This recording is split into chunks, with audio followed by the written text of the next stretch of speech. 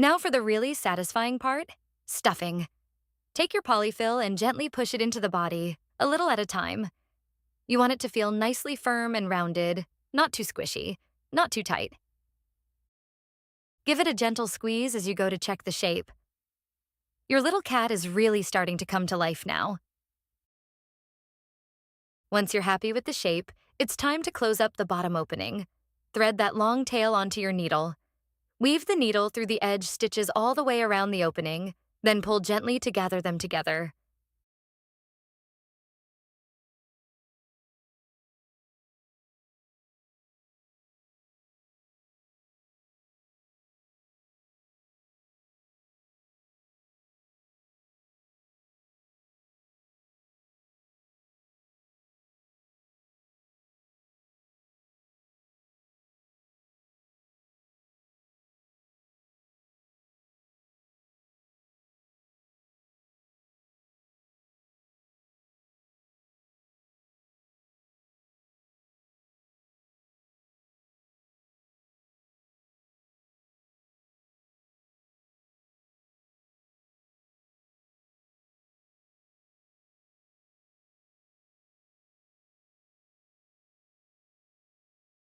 Almost done.